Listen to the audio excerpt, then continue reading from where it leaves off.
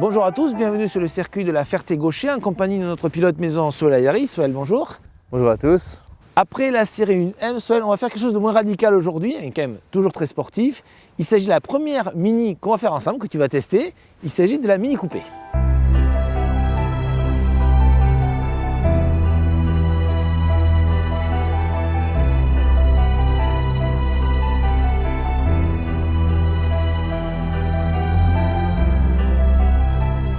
Donc Soel, cette mini coupée, c'est le 5e membre de la famille Mini. Comme tu peux le voir, la grosse différence, c'est bien sûr ce toit en acier qui a été ajouté. Moi, je trouve pas que ce soit très bien ajouté. Tu me diras ce que tu en penses toi. Et la présence d'un petit aileron rétractable qui se déploie à partir de 80 km/h. Comment tu le trouves au niveau du look, toi, ce mini coupé? Écoute, alors franchement, moi le look, j'aime bien. Enfin, je trouve que c'est plutôt réussi. Alors j'aurais aimé que les bossages intérieurs pour l'emplacement de la tête se voient à l'extérieur. Ça aurait peut-être rajouté au look. Mais alors je trouve qu'ils l'ont plutôt bien réussi. Donc pour cet essai, on n'a pas pris la version la plus puissante, pas la version 212 chevaux, parce que je me suis dit que ça allait être un petit peu trop puissant pour toi. D'accord, j'ai compris. Donc franchement, on a fait raisonnable, 184 chevaux, version Cooper S, qui sera selon moi la plus vendue, qui correspond le mieux à ce mini coupé. Donc en route. Avec plaisir.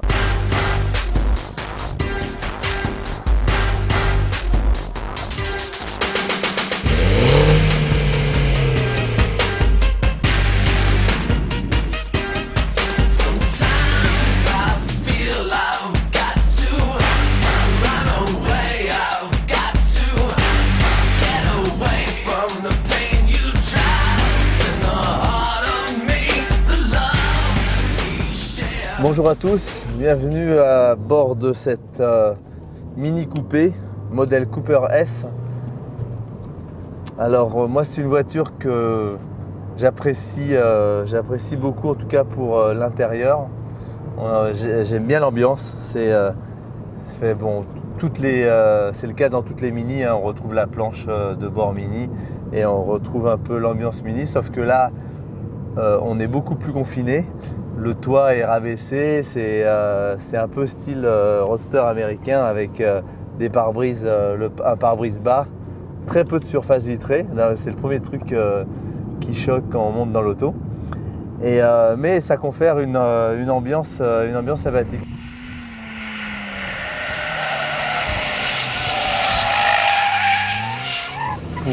Pour le reste, on retrouve le moteur de la Cooper S, 180 et quelques chevaux, avec un bon couple, un peu plus de 25 mètres kg de couple je crois. Et c'est un moteur très élastique, ça veut dire qu'il reprend depuis très bas, c'est un moteur turbo-compressé et franchement ça a été le moteur, la gestion est très bien faite. Et depuis très tôt, on a le couple et ça allonge jusqu'à 6500 tours. C'est pas très haut, mais comme ça reprend depuis 2000, ça donne une plage d'utilisation qui est bonne. Pour le comportement de la voiture, j'ai plutôt trouvé ce modèle coupé plus rigoureux que la Cooper S classique que j'avais déjà conduit. La Cooper S classique était déjà une voiture très joueuse, celle-là l'est tout autant. Par contre, elle est plus efficace, on va dire. Les roulis sont mieux gérés et les suspensions sont mieux gérées. Moi, j'aime mieux. Il y a un truc qui manque et dont on aurait besoin dans ces niveaux de puissance et ces niveaux de couple, c'est un autobloquant. C'est une voiture qui n'a pas d'autobloquant à l'avant et forcément et sur les reprises de gaz. Alors tout à l'heure la piste était vraiment humide, sur toutes les sorties de virage, faut gérer un peu la roue intérieure qui patine et ça c'est un peu embêtant. Bien sûr il y a ça à gérer parce qu'on est en mode débranché, enfin en ESP off. Mais bon, si vous n'êtes pas ESP off, ce sera le frein qui freinera la roue intérieure, mais le patinage il sera quand même là et c'est pas quelque chose qui vous extraira du virage plus vite, quoi. Donc ce serait bien qu'en option, si en tout cas l'autobloquant figure dans les listes d'options, c'est vraiment quelque chose que moi je peux conseiller.